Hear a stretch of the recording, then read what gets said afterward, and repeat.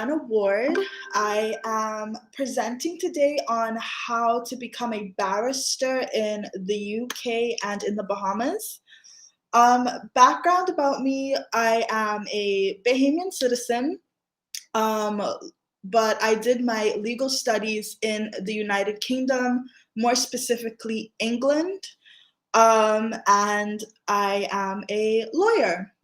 So, you may be wondering what's the difference between a lawyer and a barrister. So, technically, a lawyer is anyone who has a legal degree. Whereas in the UK, so basically, once you have this legal degree, you have a few options in the UK.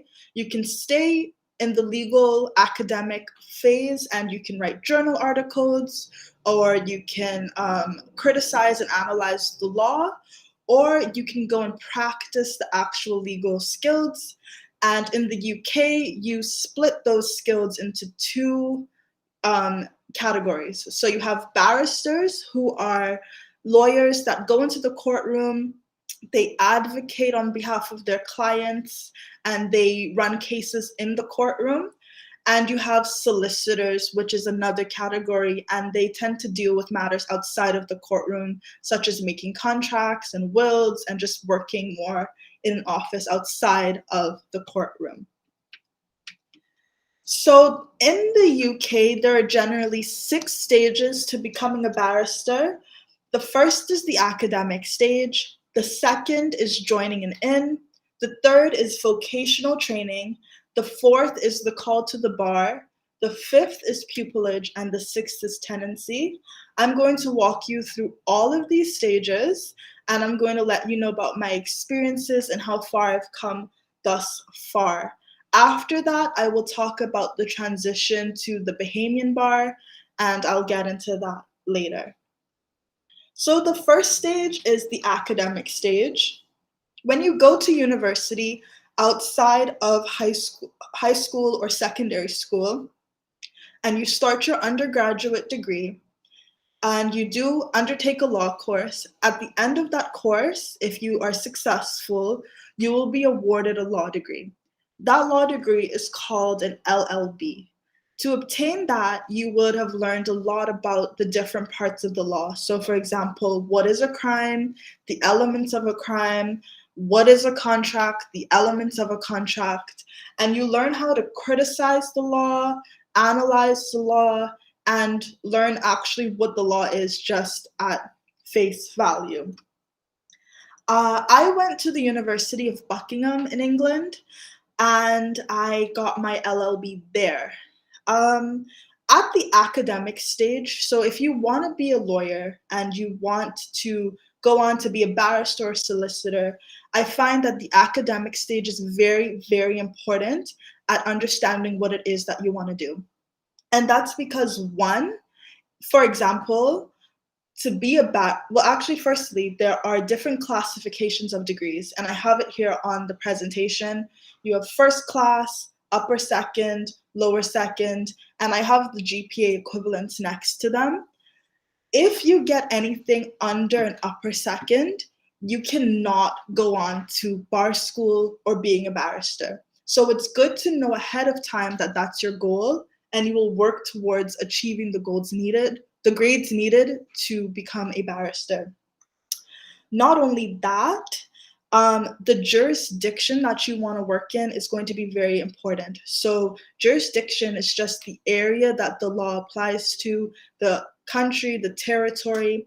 And so, for example, if I wanted to work in Scotland and I knew that was my goal, despite training in England, my law degree would not be valid for Scotland. So knowing where you want to be at the end of the day is also very important, because where you go to school will dictate what you're qualified to do and where you're qualified to go. After that, you join an inn. There are 4 inns of court. The 4 inns are basically these societies or groups of people, and they're the only 4 groups that can make you a barrister. If you're not a member, you cannot be admitted to the bar, and these are the only 4 people who have the power to put your name on the list as a barrister. Um, there are Lincoln's Inn, the Inner Temple, Middle Temple, and Gray's Inn. I'm a member of Gray's Inn. I picked Gray's Inn because one, it's a bit of like family tradition. My dad is a member of Gray's Inn, so I decided to be one. But it's also the smallest and it's quite intimate. And the beauty of these inns is that every lawyer, every barrister, and even every judge has to be a member. So in a smaller setting, you get to meet a lot of cool and successful people. So the first female president of the Supreme Court in the UK is a member of Gray's Inn. And as a member of this inn, there are evenings that we get to spend, even as young students and early people in our career, we get to spend an evening with the president of the Supreme Court, or even the royals are patrons. So you'll go to the library of the inn and you'll run into like someone like Prince Charles or something really cool like that. So they're really, really cool, but they're a mandatory part of becoming a barrister. And without the membership, you cannot be a barrister. After you are accepted into an inn, after you apply, you will then do vocational training. So, or go to bar school. And vocational training is basically learning the practical skills it takes to be a barrister. So, for example, I learned how to write an opinion for a client, or go to court, how to present, the order of service of the court. So the opening arguments, closing arguments, what's a prosecutor, the defendant. You learn all the skills necessary to go to court and represent a client. I did it at the University of Law in Bloomsbury, London. It was during the pandemic, so a lot of it was spent online, but we still were able to learn all of the skills like cross-examination. At the end of this course, you are graded on all of your skills, and you also take 2 exams that are really, really hard to pass. But once you pass them, you can go on to the next stages. But I would like to speak more about the cross-examination skill in detail right now. So right now I have a scene from a movie called Legally Blonde. I don't know if anyone's watched it, but this movie excerpt is used by a lot at undergraduate level, when you're getting a degree, and even at the vocational training level, because it's one example of a cross-examination being accurate in movies. They're rarely accurate, but this one's quite accurate. So I'm gonna let you see it, and then I'm gonna make some comments after. When you arrived back at the house, was your father there?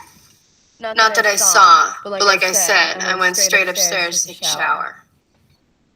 And when you came downstairs, what happened?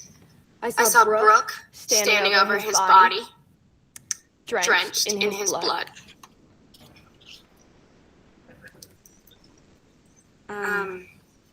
But Mrs. Wyndham didn't have a gun. No, she stashed it in. We can strike that from the record, Your Honor. It's speculation. So stricken.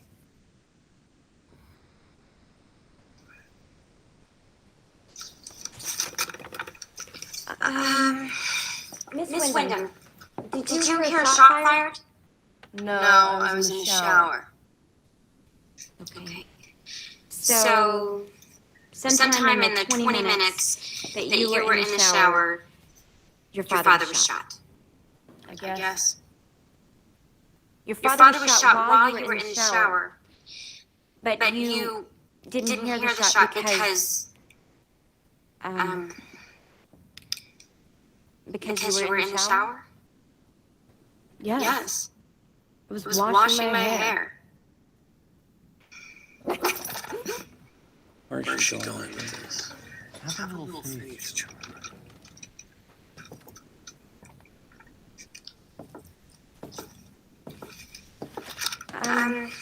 Miss Wyndham, what had you done earlier that day? I got up, got a latte, went to the gym, got a perm, came home. When you got in the shower? I believe the witness has made it clear that she was in the shower.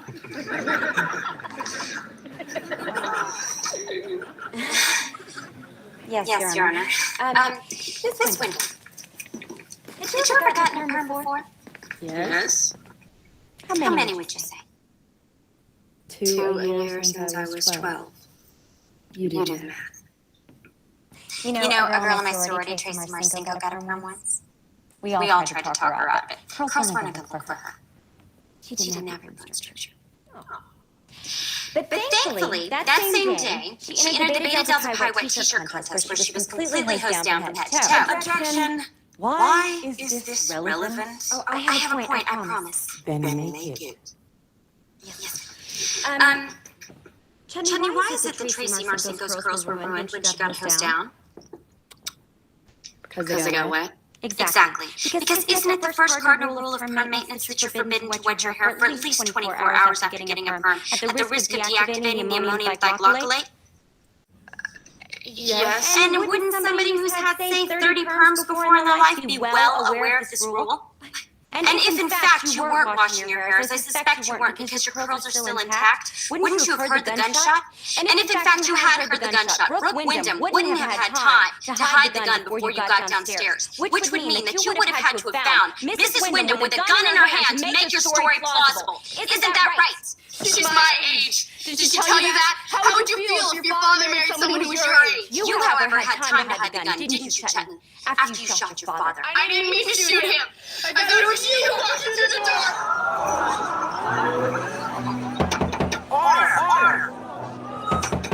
Order! So in this scene, there are just a few points that I would like to make. Firstly, what you saw here was a cross-examination. So when you go to court, there are two sides, and in this case, it's a criminal matter. So you have the prosecution and you have the defense.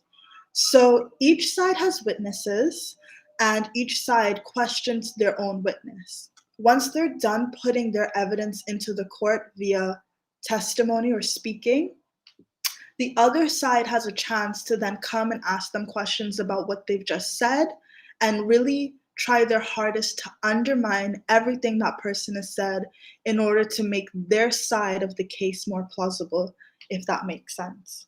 So here, Elle Woods, the woman in the pink dress, she's representing the defendant. It's very important for her to ask questions that will prove that her client is innocent. So she does start off a bit timid and lacks confidence, which is not recommended in a real cross-examination. However, later in the scene, she recognizes a point that has to do with Chutney, the witness's perm, and how her hair couldn't have gotten wet, so she couldn't have been in the shower. And she gains her confidence and she really starts putting her case to her, saying, you would have heard the gunshot and you would have ran right away and you would have seen her with the gun. And that undermines the point that Chutney had made earlier that it would have been stashed away. So it's a very good example of a cross-examination. A bit of the unrealistic aspects is that sadly, you're not allowed to wear a pink dress to court or bring your puppy along, but I digress. Also, confessions rarely happen in the witness box, and they will rarely happen that dramatically. Usually if someone is guilty, they're not going to go to court and yell out, I thought it was you, but it's cinema. But at the end of the day, just that line of questioning alone, her answers, that would have gone to the jury and they would have made a decision. So after... When you arrive back... Next. Okay. So once you have completed all of your vacational, so you learn how to cross-examine and handle the courtroom, and you've passed all your exams and you've passed bar school, you get called to the bar. And it is a night where you go to your inn that I mentioned before, and you get registered on a list. They call you to the bar, and you take a picture, and you're dressed quite theatrically as seen. You have a robe, a wig, some long collarettes and high neck stuff, and it's very fun outfit that you have to put on that night. And so for me, I'm getting called on July 19th of this year at Gray's Inn, and I'm really looking forward to it. And that is the night that I will officially become a barrister, because you are not a barrister until you get called to the bar. Um, After call, wait, after call is a phase of training called pupillage. So you get hired by a chambers or law firm, law office, and you are spending a year with them. The first 6 months you will not be practicing. You will be shadowing, you will be learning, you will be attending court with your supervisor, and you will be learning the day-to-day expectations of being a barrister. The second six, as it's called, or the second 6 month period, you can then begin practicing, but under guided supervision. You can start to earn money, you can start to build clients, and you can start finally going to court by yourself, normally supervised. But yeah, you would then experience pupillage. Pupillage is very, very hard to secure. There's some people who take 3 years after bar school to find a place to be a pupil. But once you're completed pupillage, you can move on to tenancy. And tenancy is really the stage where you are a full-fledged, independent barrister. You can be self-employed, you can work with a group, and you can really be an equal to all of the other barristers that are qualified and going to court without supervision. And you then start contributing to your chambers with rent and all these various other requirements. Um, as for the Bahamian bar, so I mentioned before that I am a Bahamian citizen, born and raised, currently in the Bahamas right now. Um, and it's always been my intention to come home and be a barrister. The Bahamas is an ex-colony of the United Kingdom, which means that we share a lot of the same laws and parliament and system. So by training in the UK and being qualified in the UK, I'm actually automatically qualified for the Bahamian bar. So once I get called in July, I can then fill out papers, fill out paperwork, and attend a Bahamian bar call ceremony in late September of this year. And then I'll be a barrister both in England and in the Bahamas. So that's been my presentation. And if you have any questions, I will be more than happy to answer them for you.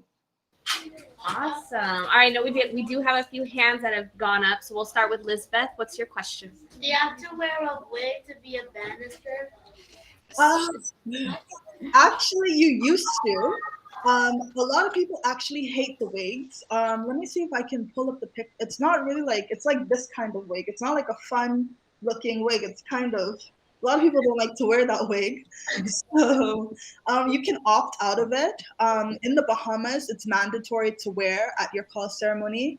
But you don't have to wear it anymore. Before, it was actually, I think, invented for like hiding your identity, which it doesn't really do a good job for. But yeah, you don't have to, but encourage. Awesome, great question. Another question, Dorian. Okay, can you say it again a little bit louder, please? Aren't you have to be real smart and make good decisions? He says, do you have to be really smart and be able to make good decisions to be a barrister?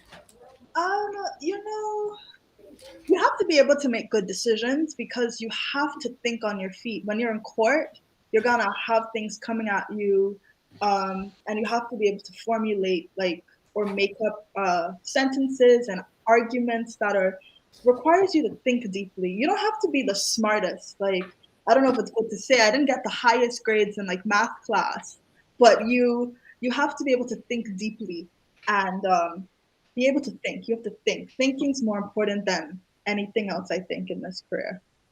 All right, awesome. Chigozi, nice and loud, please. Do you have the right beat or a good method? So I think he wants to know, how is math, writing, speaking, maybe technology incorporated in being a barrister?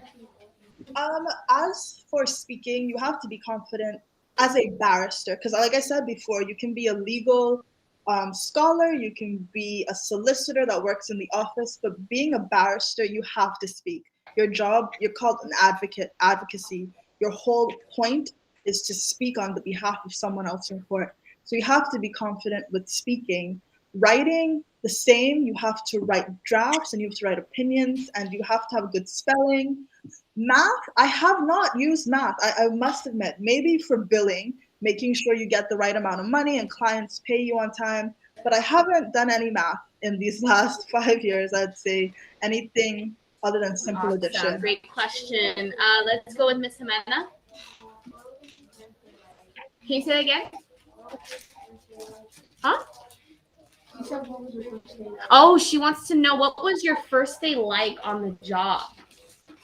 Oh, so I've done a few shadowing stuff, and they've always been interesting. It's always been fun. Um, when you also did, we've done like mooting, which is like fake court that they help you practice in, and it's so much fun. It's a lot of stress and hard work to prepare for, but when you know your case and you're prepared, anything that comes at you, you feel really confident to have an answer. And when you don't have an answer, the ability to like think really quickly and come up with a good, accurate, strong one, it's a really good feeling. It's a really good feeling. Awesome. Thank you for sharing. Israel? So he wants to know, on average, if you don't mind sharing, how much does a barrister make in terms of salary and income? It really depends on your level. I think I'm not a barrister yet, so I don't have my own salary, but some people, it depends on the country. So I know that in the Bahamas, I mean, some people will bill a client based on what they're doing, literally bill a client $1 million. But in the UK's, one of my lecturers, they're a barrister, they make about £350, so like $400, $500 an hour.